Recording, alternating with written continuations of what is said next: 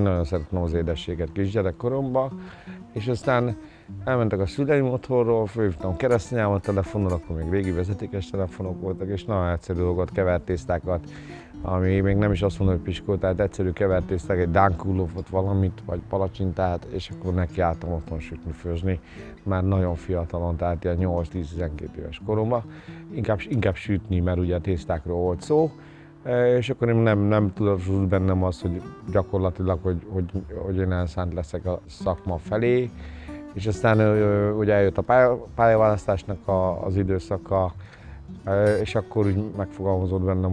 hogy én szeretek sütni, főzni.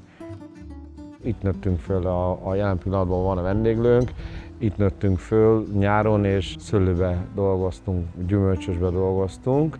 és aztán, amit ott pénzt kerestünk, akkor jött az a gondolat, hogy akkor elkezdünk egy kicsit itt vendéglátóskodni, kicsit bort mérni, zsíros kenyeret adni, és gyakorlatilag innen indult el az egész étteremnek a története.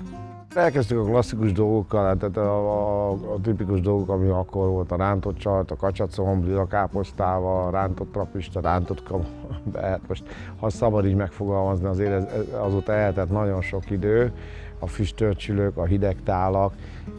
és aztán én autodidakta módon nagyon-nagyon sok mindent olvastam, fejlesztettem, mert tényleg a szakma iránt szeretném, amit mondtam, hogy elsődlegesen én ebben az irányba szerettem volna a fiatal koromban orientálódni. 97-ben, amikor nyitottunk, 90%-ban lehet azt mondani, hogy külföldi turizmus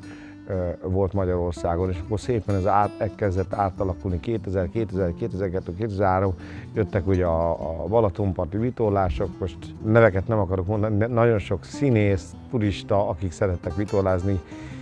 jöttek föl híres emberek, és egyre népszerűbb lett az étterem, és kívánta azt az étterem, hogy érdekesebb dolgokat, vagy kifejező dolgokat, meg kialakult nekem is a főzésemnek az egyénisége, a stílusa, ami érdekesítette az éttermet, és ezáltal azért elég sok jó eredményt elértünk. Szívem, lelkemet beleadom, vagy próbálom beleadni, és ameddig tudom ezt a szakmát, akkor megpróbálom.